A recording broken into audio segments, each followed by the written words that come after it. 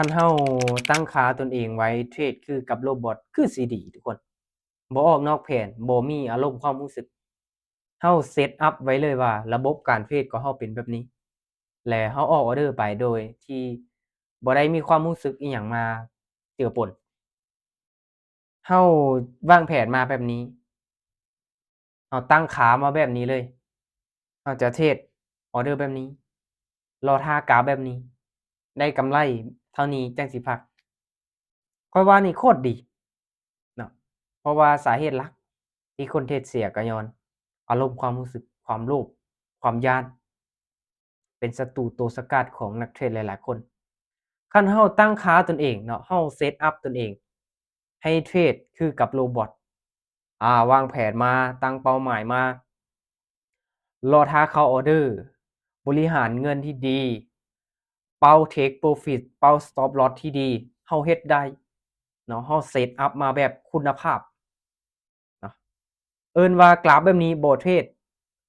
เลยเนาะเพราะว่าเราได้เซตอัปตนเองให้เทรดเฉพาะทรงที่กราฟงามเนาะเรารอมาทรงที่มีคุณภาพเราจั่งเทรดคันเราเฮ็ดแบบนี้ได้นี่คักคนเนาะแต่ก็ต้องได้ฝึกเนาะทุกอย่างฝึกกันได้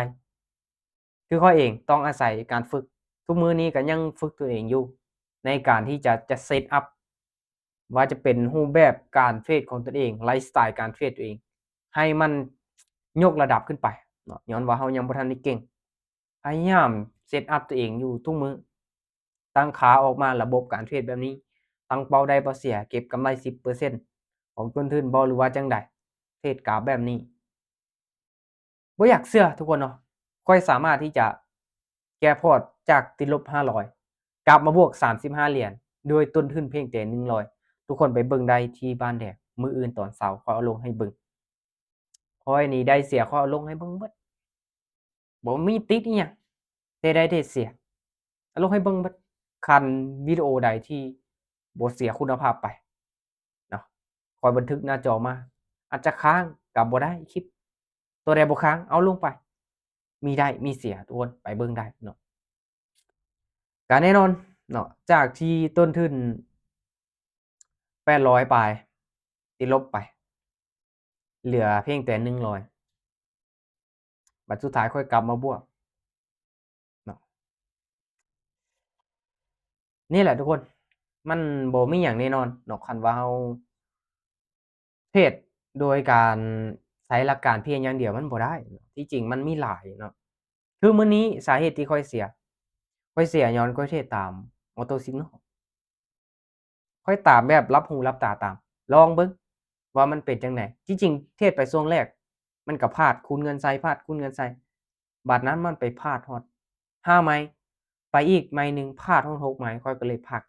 ต้นทุนข้อยยังเหลือ100แล้วบัดนี้ต้นทุน100ข้อยใส่เลยเนาะ All in Win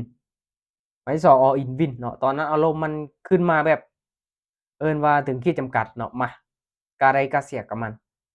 เพราะว่าเรายังเหลือเพียงแต่100ใส่เลยเนาะ Win เนาะมาเดี๋ยวค่อยให้ทุกคนเบิ่งเลยเนาะว่าวินจั่งใดเนาะอาจจะเว้าบ่เห็นภาพมาเดี๋ยวทุกคนไปเบิ่งนำกันเด้ออันนี้คือสเตตเมนต์ตัวจริงทุกคนเนาะเห็นบ่วันที่14เดือน8เวลา14โมง40ปลายเนาะเห็นบ่100วิน All in อีก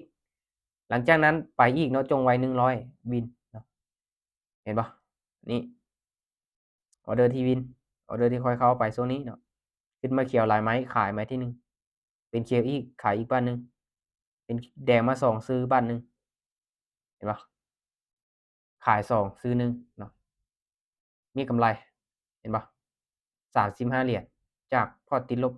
500เนาะทุกคนเบิ่งคลิปค่อยได้มื้ออื่นทุกคนเด้อเอาลงให้เบิ่งแบบจัดเต็มแก้พอร์ตติดลบเอิ้นได้ว่าใจล้วนๆเนาะเทคนิคสิดีส่ำใดก็บ่สู้ประสบการณ์สำหรับข้อยประสบการณ์สำคัญที่สุดทุกคน คันว่าเฮาเนาะเรียนแต่ทฤษฎีเฮาบ่เคยลงมือปฏิบัติเฮาบ่เคยล้มลุกคลุกคลานเฮาบ่มีประสบการณ์จริงบ่มีทางที่จะสู้คนมีประสบการณ์ได้ถ้างั้นเนาะทุกอย่างต้องใช้เวลาการเทรดคือกันอาจจะผิดแหน่พลาดแหน่ช่วงแรกๆเป็นเรื่องธรรมดา แต่ว่าเราบ่ยอมแพ้กับมันคันว่าเราอยากไปเนาะทางด้านนี้เก็บกำประสบการณ์ไปแต่ละมื้อค่อยๆศึกษาไปเรามีประสบการณ์น้อยเราก็ใส่ต้นทุนน้อยมีประสบการณ์หลายเราก็ใส่ต้นทุนหลายนี่แหละทุกคนเนาะว่าเรื่องการเทรดมันบ่ได้สวยหรูมีได้มีเสีย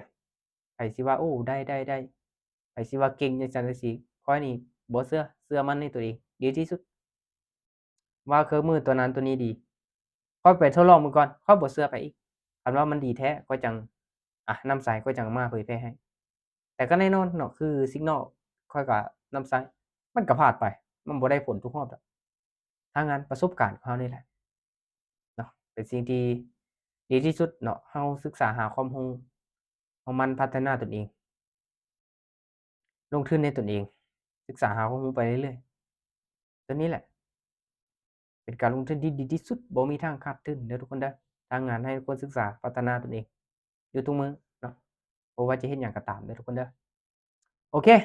ทุกๆการลงทุนมีความเสี่ยงให้ทุกคนศึกษาหาข้อมูลดีๆก่อนที่ว่าทุกคนจะตัดสินใจนำเงินเข้าไปเทรดเข้าไปลงทุนเด้อทุกคนเด้อโอเคกดติดตามไว้เดี๋ยวเรามาเจอกันใหม่คลิปต่อไปทุกคน